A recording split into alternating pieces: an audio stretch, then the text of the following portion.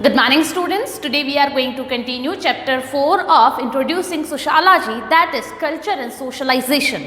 In last video we have discussed about types of culture, aspects of culture or dimensions of culture. We have discussed about normative and cognitive and material type of culture, and we have briefly discussed about cultural lag.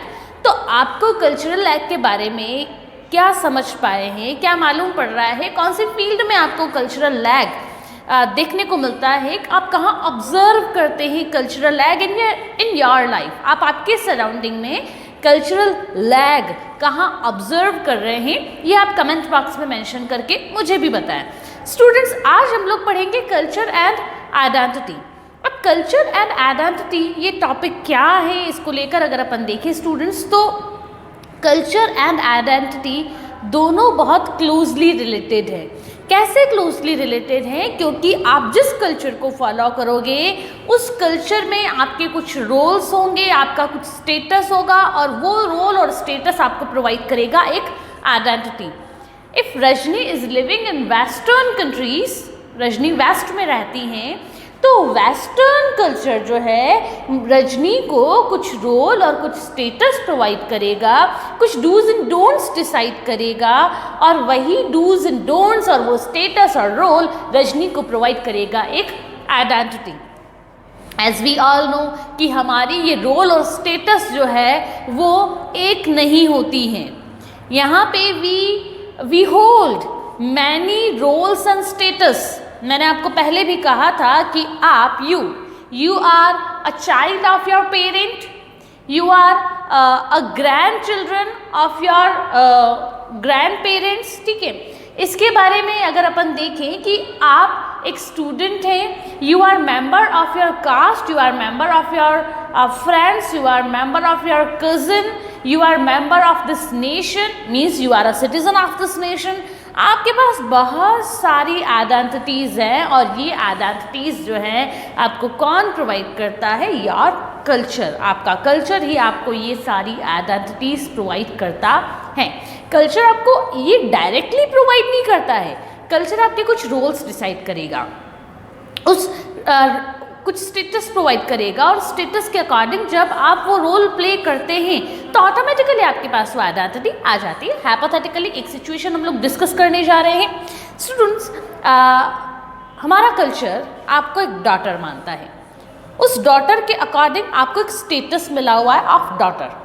You are female child of your family, ठीक है, ये आपकी biological status है, that you are a female child of your family. पहली बात, because we are living in Hindu and Indian culture, तो हिंदू और Indian culture जो है उस फीमेल चाइल्ड को एक स्टेटस देता है डॉटर। ठीक है, बहुत अच्छे से मैं आपको पढ़ा रही हूँ। ये हिंदू और इंडियन कल्चर उस फीमेल चाइल्ड को एक स्टेटस प्रोवाइड करता है ऑफ डॉटर। इस स्टेटस के अकॉर्डिंग उसके लिए कुछ डूज एंड डोंट्स भी डिसाइड हो जाते हैं, उसकी कुछ मैं कह सकती हूँ कि उसके लिए कुछ नॉर्म्स डिसाइड होते हैं जिसके अकॉर्डिंग उस डॉटर को बिहेव करना होता है। और जब आप उसी के अकॉर्डिंग बिहेव करते हैं तो कहते हैं कि आप एक डॉटर की आइडेंटिटी में हैं, और जब आप उसके अकॉर्डिंग बिहेव नहीं करते हैं तो आप उस आइडेंटिटी को होल्ड नहीं करेंगे। मैंने आपको पहले भी ये चीज़ बहुत अच्छे से बताई थी कि रजनी के कुछ स्टेटस है ऑफ अ टीचर, और रजनी जब उसके अकॉर्डिंग अपना रोल प्ले करती है और आपको पढ़ाती है, एक टीचर की जो भी ड्यूटीज़ होती हैं वो रजनी फुलफ़िल करती है, तब तो जाके रजनी बन पाएगी एक टीचर इन रियल सेंस। अगर रजनी उन ड्यूटीज़ को फुलफ़िल नहीं कर पाती है तो स्टूडेंट्स और दूसरे लोग भी क्या कहेंगे? ऐसा टीचर कहलाने का रजनी को कोई भी राइट नहीं है। मीन्स हमारा कल्चर किससे रिलेटेड है, हमारे आइडेंटिटी किससे रिलेटेड है? Our identity is closely related with some duties, role and status which are decided और प्रोवाइडेड बाय आवर कल्चर। ये चीज़ है, यहाँ देखते हैं। Next is language. कल्चर आपको एक्सप्रेशन का भी एक मोड प्रोवाइड करता है, how to express your views. हम पढ़ते हैं ना कि इंडस वैली सिविलाइजेशन में भी उनका जो कल्चर था उसने एक मोड प्रोवाइड किया था कि इसके थ्रू आप आपकी जो भी फीलिंग्स है उसको आप एक्सप्रेस करें, तो फिर वहाँ पे वो लोग कुछ ड्रॉ कर दिया करते थे। थोड़ा और आगे बढ़े तो उन्होंने अपनी एक स्क्रिप्ट, सिंधु जो इंडस वैली सिविलाइजेशन की हम बात करते हैं, उस इंडस वैली सिविलाइजेशन में कुछ वो ड्रॉ कर दिया करते थे, कुछ मार्क कर दिया करते थे। प्रॉपर उनके पास स्क्रिप्ट नहीं थी, तो उनके लिए उनके कल्चर ने उनको एक कुछ पिक्चर्स या फिर मिनिएचर्स जो थे वो प्रोवाइड किए थे, जिसके थ्रू वो अपने थॉट्स को एक्सप्रेस कर सकते थे। आगे बढ़े तो कल्चर ने एक स्क्रिप्ट प्रोवाइड किया, और बढ़े हुए तो हमारे पास वेरियस मोड्स हैं to express our thoughts and views. तो अगर किसी के कल्चर की बात करें तो उनकी लैंग्वेज को अप्रूवल देना, एक्सेप्टेंस देना बहुत ज़्यादा इम्पॉर्टेंट हो जाता है। अब आपको लग रहा होगा कि ये सारी चीज़ें हम क्यों पढ़ रहे हैं। अगर एग्जाम में क्वेश्चन आ जाता है what are the components of culture, ठीक है, तो हमने ब्रॉडली तो कई सारी चीज़ें पढ़ ली। मैंने आपको पहले भी बताया कि जो भी विजिबल, इनविजिबल, टेंजिबल, इनटेंजिबल जो भी है सब कुछ कल्चर है, सब कुछ। Fam is a component of culture, ठीक है। वापस बता रही हूँ, ये मार्कर, ये wrist watch, this identity card, ये सब के सब आपके कल्चर का पार्ट है। मैं व्हाइट बोर्ड यूज़ कर रही हूँ, ब्लैक बोर्ड यूज़ कर रही हूँ, पेड़ के नीचे पढ़ा रही हूँ, स्मार्ट बोर्ड यूज़ कर रही हूँ, these all things are a part of culture. ये सब के सब कल्चर के पार्ट है, और क्यों है वो मैं आपको प्रीवियस वीडियो में एक्सप्लेन कर चुकी हूँ। तो ये सारी चीज़ें तो मैं आपको बता चुकी हूँ, लेकिन इनको पॉइंट वाइज लिखना कैसे है वो आप यहाँ देखेंगे। अगर आपसे क्वेश्चन पूछा जाता है what are the components of culture, तो आप लिखेंगे role and status, first point, उसमें सारी चीज़ें लिख देंगे जो मैंने आपको एक्सप्लेन की थी। फिर सेकंड लिंग्विस्टिक कंपोनेंट पर आएंगे। लिंग्विस्टिक में आप लिखेंगे कि बाय प्रोवाइडिंग लैंग्वेज और by accepting language culture provides some modes to express our thoughts and views, ये प्रोवाइड करता है। Next is subcultures. अब यहाँ पे इंपॉर्टेंट बात ये है कि ईच एंड एवरी कल्चर जो है उसका अपना एक सब कल्चर होता है। सब culture means part of that culture. अब आपको लगेगा ये चीज़ क्या है, नहीं तो नहीं है, बिल्कुल नहीं है। हम सोशियोलॉजी के स्टूडेंट्स हैं, सोसाइटी को स्टडी करते हैं, तो इसकी वजह से हमारे लिए ये सारी चीज़ें पढ़ना और समझना बहुत इजी है, क्योंकि मैं वही एग्जाम्पल आपके सामने रख रही हूँ जो एग्जाम्पल आप आपके पास में ऑब्जर्व करते होंगे, जो इंसिडेंट्स, जो फिनोमेनन आप आपके आसपास ऑब्जर्व करते हैं। सब कल्चर्स की बात करते हैं, इसका मतलब है कल्चर विद इन कल्चर, ठीक है, culture with in culture. Hypothetically हम लोग बात करते हैं दिस इज इंडियन सोसाइटी। बहुत अच्छे से देखना स्टूडेंट, मज़ेदार है। ये इंडियन सोसाइटी और ये इंडियन कल्चर, ठीक है, दिस इज इंडियन कल्चर। अब इंडियन कल्चर में भी बहुत सारे कल्चर्स हैं। Which culture? This is Punjabi culture, Rajasthani culture, this is Kashmiri. आपको डिफरेंस देखने को मिलेगा।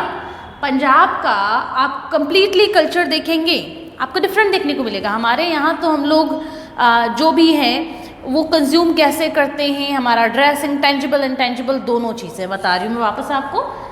तो पंजाब में कंप्लीटली डिफरेंट है, राजस्थान कंप्लीटली डिफरेंट, हमारी जो वियरिंग्स हैं ये सब कुछ डिफरेंट, हमारी लैंग्वेज, मैंने बताया बेसिक कंपोनेंट भी है ये, तो लैंग्वेज भी कंप्लीटली चेंज हो जाती हैं। इसके अलावा कश्मीर में जाएँ तो कश्मीरी एक डिफरेंट लैंग्वेज है। इसके अलावा हम लोग साउथ इंडिया में जाएँ, साउथ इंडिया के सारे स्टेट्स में आपके सामने रख रही हूँ, यहाँ पे कल्चर, इनकी आप एथनिसिटी देखें। एथनिसिटी का मतलब क्या होता है वो मैं आपको पहले बता चुकी हूँ। ब्रीफली आप इतना सी समझें कि आपका बॉडी स्ट्रक्चर कैसा है, उसकी कैरेक्टरिस्टिक्स क्या है, या फिर बायोलॉजिकल कैरेक्टरिस्टिक्स को हम क्या कहेंगे, ethnicity. Biological characteristics means ethnicity, आपका फॉरहेड कितना है, छोटा है। चाइनीज़ एथनिसिटी डिफरेंट है, वाई? क्योंकि उनका नोज़ जो है वो थोड़ा सी पंच्ड रहता है, ठीक है। अगर इस तरह की कैरेक्टरिस्टिक्स जो रहती हैं, जो आपकी बायोलॉजिकल कैरेक्टरिस्टिक होती हैं, उसको हम कहते हैं एथनिसिटी। और साउथ इंडिया के लोगों की एथनिसिटी आप देखेंगे तो आपको वो कम्प्लीटली डिफरेंट मिलेंगी, उनका जो कलर है, ठीक है। तो that is comparatively different from the northern और मिडल इंडिया। उनकी आप लैंग्वेज देखेंगे तो उनको ख, ठीक है, कि एच, जिसको हिंदी में ख कहते हैं, नहीं बोलने आता है प्रॉपरली। उनकी लैंग्वेज ऐसी है कि वो ख नहीं बोल पाते हैं। अगर उनको कहेंगे कि हम खाएंगे तो कहेगा आम खाएगा, आम खाएगा, मतलब उनको ख बोलना भी नहीं आता है। मैं क्रिटिसाइज नहीं कर रही हूँ, सब कल्चर्स की अपनी अपनी कुछ कैरेक्टरिस्टिक्स होती हैं, कुछ फीचर्स होते हैं। मैं ऐसे कुछ फीचर्स को हाईलाइट कर रही हूँ, बाकी ईच एंड एवरी कल्चर की अपनी इंपॉर्टेंस होती है। आगे मैं आपके सामने डिस्कस करूँगी कि क्यों कोई भी कल्चर ग्रेट और कोई भी इंफीरियर नहीं होता है। The all cultures are equal. Story बताऊंगी एक आपको आगे में, जो कि आपकी NCERT की टेक्स्ट बुक में डिस्कस की गई है। नेक्स्ट हम देखें गुजराती कल्चर में। सारे तो एग्जाम्पल आपके सामने नहीं रख पाऊंगी, लेकिन आप समझें ऐसी बात को कि कल्चर्स जो रहते हैं, इंडियन कल्चर सब इंडियंस ही हैं भाई, कोई वेस्टर्न तो है नहीं, सब इंडियंस हैं, इंडियन कल्चर को फॉलो कर रहे हैं। मान लो सब हिंदू हैं, और स्पेसिफिक चलो कि मान लो सब हिंदू हैं, उसके बाद भी इन हिंदूज़ के भी ऑल इंडिया में कई सारे सब कल्चर्स हैं, मीन्स कई सारी कल्चरल ब्रांचेस हैं। पंजाबी हिंदू, राजस्थानी हिंदू, गुजराती हिंदू, साउथ इंडियन हिंदू, तो इस तरह से ये हैं सब कल्चर्स। अब सब कल्चर्स की भी कुछ कैरेक्टरिस्टिक्स होती हैं, वन बाय वन हम लोग डिस्कस करेंगे। रिलेटेड यूनिट्स, ये कल्चरल यूनिट्स जो है एक दूसरे से रिलेटेड हैं। मैंने आपको बताया ना कि this is basic culture, Hindu culture. Rajasthani culture इसका एक सब कल्चर है जो कि हिंदू कल्चर से को रिलेटेड है। या फिर मैं इसको और अगर और ज़्यादा एलैबोरेट करूं कि कैसे ये एक दूसरे से रिलेटेड हैं, तो आप लोग देखेंगे हिंदू कल्चर, बाकी सारे हो गए इसके, गुजरात, राजस्थान, आप देखेंगे यहाँ पे कश्मीर, साउथ इंडिया, हम लोगों ने यहाँ पे 5 डिस्कस किए हैं। नेक्स्ट इज पंजाब, ठीक है। तो ये सारे कैसे लग रहे हैं अब आपको? ये सारे अब लग रहे हैं को रिलेटेड, कि even though these are different but these cultures are completely related with this mother culture. तो ये क्या रह गया? ये तो पेरेंट कल्चर रह गया, दीज आर द चाइल्ड्स। ये ऐसा ही है जैसे कि आप और मैं, हम सब जो है we are the subcultures, और हमारे पेरेंट्स जो है वो पेरेंट कल्चर। तो हम eventually we are different, completely different है हम लोग, कंप्लीटली इन द सेंस कि उनकी बायोलॉजी, हमारी बायोलॉजी डिफरेंट है, हमारे आइडियोलॉजी, हमारे आइडियाज़ डिफरेंट हो सकते हैं। आपकी वियरिंग हो सकता है कि आपके फादर जो है पैंट शर्ट पहनते हो और आप जीन्स पहनना ज़्यादा पसंद करते हो, डिफरेंस हो सकता है। उनको खाने में कुछ और पसंद है और आपको खाने में कुछ और पसंद है। These difference may be there, लेकिन फिर भी eventually we are closely related with our parents. तो उसी तरीके से ये सब कल्चर्स जो हैं, ये सब कल्चर्स इवन दो डिफरेंट हैं, लेकिन फिर भी ये अपने पेरेंट कल्चर के साथ क्लोजली एसोसिएटेड हैं। Next is goal oriented. ये कल्चर्स जो है ये गोल ओरिएंटेड है। Why goal oriented? मतलब कि कहीं कहीं मैं आपको बताऊं कि आपके भी कॉलोनी में कुछ एक किटी पार्टीज़ वगैरह होती होंगी, बच्चों का कुछ ग्रुप होगा, कुछ क्लब हाउस मेंबर होते होंगे जो एलिट सोसाइटीज़ में रहते हैं, जो क्लोज कॉलोनीज़ में रहते हैं, तो उनके वहाँ क्या रहते हैं, कुछ एक क्लब हाउस रहा करते हैं। आखिर इनका मोटिव क्या रहता है, ये इनका फॉर्मेशन कैसे होता है? तो स्टूडेंट्स ये फॉर्म होते हैं किसी गोल को लेकर, इस वजह से गोल ओरिएंटेड है। गोल ओरिएंटेड का मतलब और ज़्यादा कुछ नहीं है, मतलब इनका सर्टेन एक ऑब्जेक्टिव होता है जिसको गेन करने के लिए ये रेगुलरली एक्टिव रहते हैं। हाइपोथेटिकली जब हम छोटे थे तब हमारा भी कॉलोनी का एक ग्रुप रहा करता था बच्चों का, ठीक है, बड़ों का नहीं, बच्चों का एक ग्रुप रहा करता था, और हमारा एक ऑब्जेक्टिव रहा करता था। ऑब्जेक्टिव क्या रहा करता था कि कोई भी फेस्टिवल अगर आता है तो उसको हम लोग अपने लेवल पर कैसे ऑर्गेनाइज करवा सकते हैं। आई होप ये आप लोगों के आसपास भी कुछ एक बच्चों की एक ऐसा ग्रुप होगा, एक ऐसी टोली होगी जो कि टाइम टू टाइम फेस्टिवल्स पर चंदा मांगने ज़रूर आती होगी आपसे। तो वो बच्चे जैसे ही कोई फेस्टिवल आता रहेगा वो एक्टिव हो जाते हैं। तो ये भी एक सब कल्चर का पार्ट है, ठीक है। Next is based on acceptance of society. ये सब कल्चर बन तभी पाते हैं जब सोसाइटी उनको एक्सेप्टेंस देती है। Without acceptance from society they can not survive more, वो ज़्यादा सर्वाइव नहीं कर सकते हैं, सोसाइटी उनको ख़त्म कर देती है। हाइपोथेटिकली मैं बात करूँ, टेररिस्ट ये भी एक सब कल्चर है। सब कल्चर सिर्फ सोसाइटी का नहीं होता है, सब culture economic, political, various fields में हो सकता है। तो टेररिस्ट का भी अपना कल्चर रहता है कि वो थोड़ी वायलेंट आइडियोलॉजी के फॉलो करते हैं, ठीक है, वो आई फॉर एन आई में बिलीव करते हैं। तो टेररिस्ट का अपना सब कल्चर है, तो उन्होंने अपना एक ग्रुप बनाया, टेररिस्ट ग्रुप, लेकिन क्या हम उसको एक्सेप्टेंस देते हैं? नो, हम उसको एक्सेप्टेंस नहीं देते हैं। तो वो बिल्कुल ओपनली हमारे सामने नहीं आ सकता है कि देखो मैं टेररिस्ट बनने वाला हूँ, आ जाओ मेरे पास, मीन्स आ जाओ मेरे ग्रुप में, आप भी इसके मेंबर बन जाओ, या फिर आपसे चंदा मांगने आए हो कि मैं टेररिस्ट बनना चाहता हूँ, मुझे आप गन परचेज करने के लिए कुछ चंदा दो, डोनेशन दो, नहीं आएंगे वो आपके पास। क्यों? क्योंकि सोसाइटी उसको एक्सेप्टेंस नहीं देती है। सोसाइटी कुछ पॉजिटिव जो सोशल ग्रुप्स हैं उनको एक्सेप्टेंस देती है। आगे हम लोग स्टूडेंट्स पढ़ेंगे एथनोसेंट्रिसिज्म। एथनोसेंट्रिसिज्म का मतलब ये है कल्चर से रिलेटेड ही है, इस वजह से अभी हम ब्रीफली डिस्कस कर रहे हैं, later on we will discuss about the characteristics of this topic too. Ethnocentrism में होता ये है कि एक कल्चर जो है, वन कल्चर, वो अनदर कल्चर को इन्फीरियर मानता है और अपने आप को सुपीरियर मानता है, और वो इवैल्यूएट करता है किसी भी कल्चर का।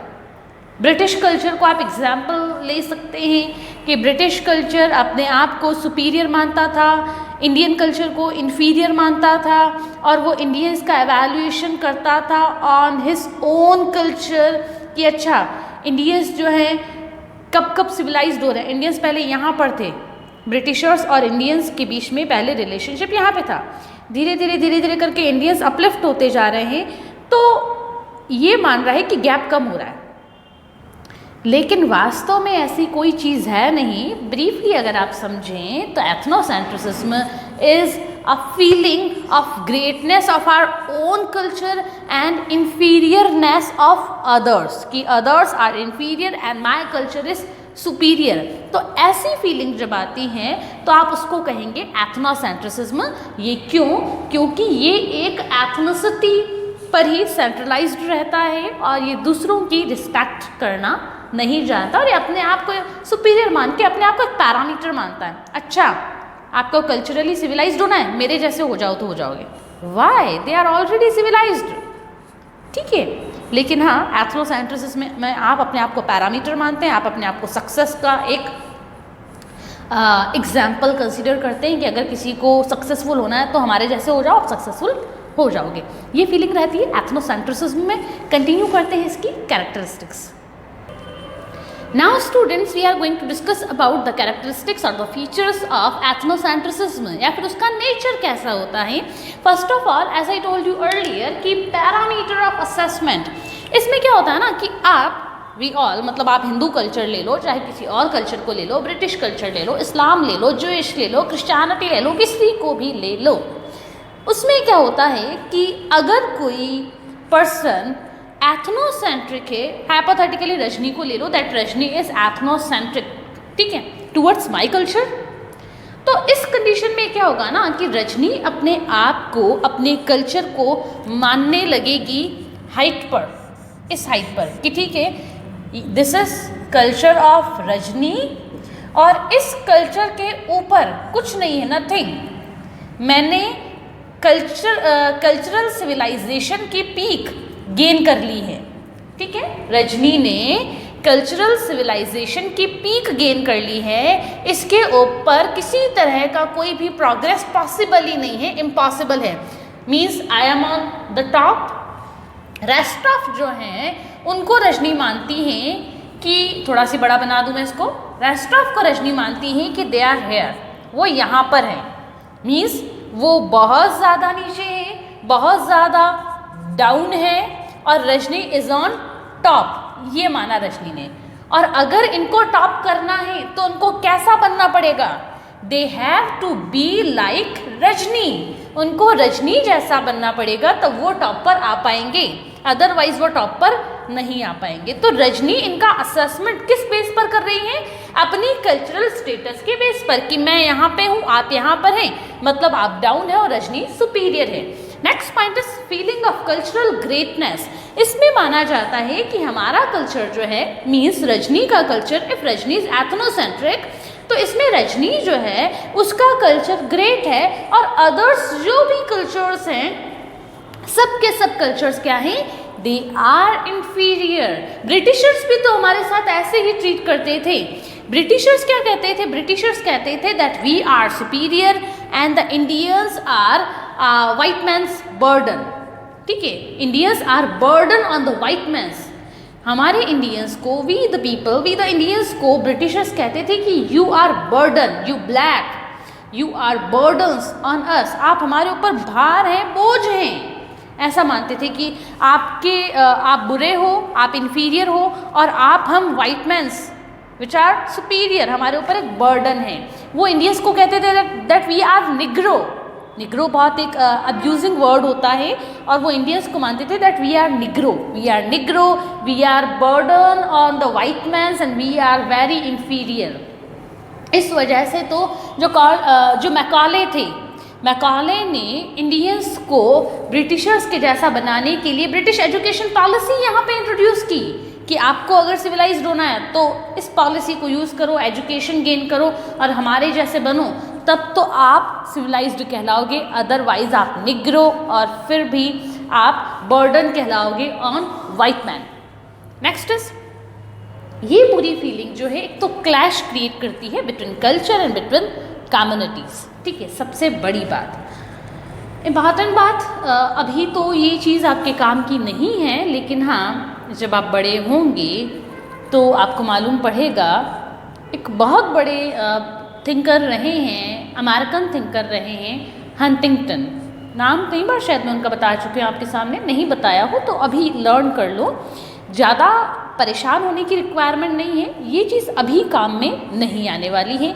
I am just telling you about a step forward. Huntington जो हैं अमेरिकन पॉलिटिकल साइंटिस्ट रहे हैं। एक यूनिवर्सिटी में, अकॉर्डिंग टू माई नॉलेज शायद वो कैम्ब्रिज यूनिवर्सिटी में प्रोफेसर रहे थे ऑफ पॉलिटिकल साइंस।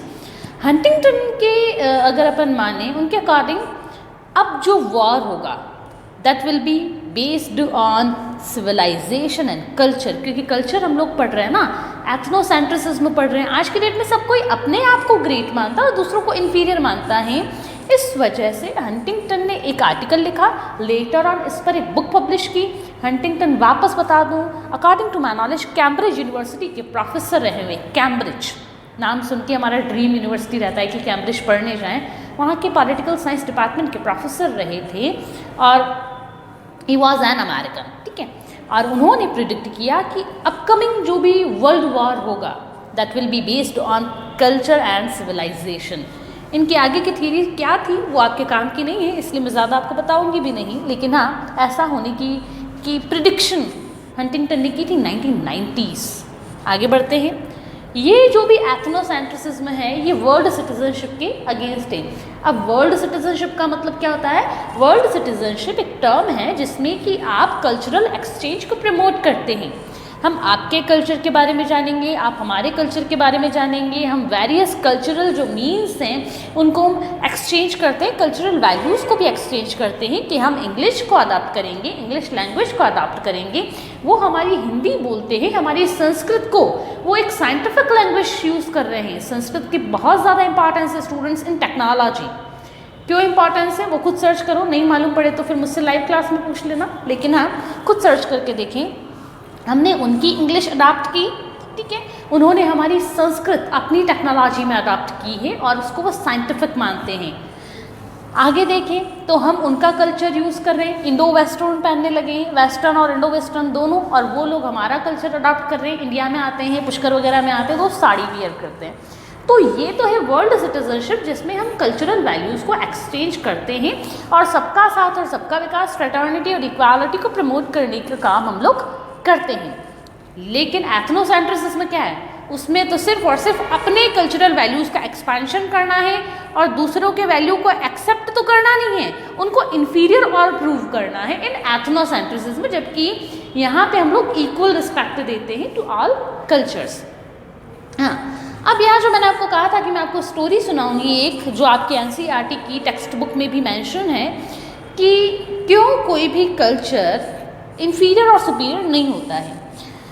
एक्चुअली हुआ ये था, रियल स्टोरी है, 2004 और 5 में एक ग्रेट साइक्लोन आया था। 2004 और 5 में इंडियन ओशन नहीं मालूम हो तो इतना सी समझो कि हमारा जो साउथ इंडिया का रीजन है ना, साउथ इंडिया, उस साउथ इंडिया में आया था एक cyclone, and that cyclone was great cyclone, क्योंकि उसने जितनी ज़्यादा डिस्ट्रॉयर वो रहा था उतना ज़्यादा डिज़ास्टर बढ़ा लास्ट सेंचुरी में और इस सेंचुरी में नहीं आया था। 2004 और 5 को भी नेट पर सर्च करके देखो, आप उसको पढ़ोगे बहुत अच्छे से तो मालूम पड़ेगा कि वो कितना ज़्यादा डिज़ास्टरस था। तो 4 और 5 में आया था फ्लड। जनरली हम लोग मानते हैं कि अर्बन कल्चर जो है वो ग्रेट कल्चर है, सुपीरियर है, और जो एसटी कम्युनिटी है, जो हमारे ट्राइब्स हैं, उनके पास क्या है, उनके पास हॉस्पिटल फैसिलिटी नहीं है, उनके पास टेक्नोलॉजी नहीं है, उनके पास रेलवे नहीं है, बस फैसिलिटी नहीं है, उनके पास प्रॉपर, एक बार पहले बता चुकी हूँ कि उनके पास प्रॉपर क्लोथ्स भी नहीं हैं। अंडमान एंड निकोबार में ऐसी ट्राइब्स हैं जिनके पास क्लोथ भी नहीं है। वो आज भी उसी मोगली वाली एज में, दैट वन जिसमें बिल्कुल हमारे पास कुछ नहीं हुआ करता था, उस एज में वो हैं। तो वो उस एज में है, हम लोग कंपैरेटिवली बहुत ज़्यादा प्रोग्रेस कर चुके हैं। उनका प्रोग्रेस लेवल यहाँ पे सरफेस पे अभी तक भी उसी एज में हैं, ठीक है, और नॉर्मेटिक एज जिसको हम लोग कह सकते हैं, और हम लोग आज इतनी प्रोग्रेस कर चुके हैं। फ्लड आया, उसका रिजल्ट क्या रहा? सोचने में लगता होगा ना कि फ्लड आया तो हमने तो वेदर फॉरकास्ट कर लिया होगा, एवैक्यूएट कर दिया होगा सब लोगों को, और हमारा नुकसान इतना ज़्यादा नहीं हुआ होगा।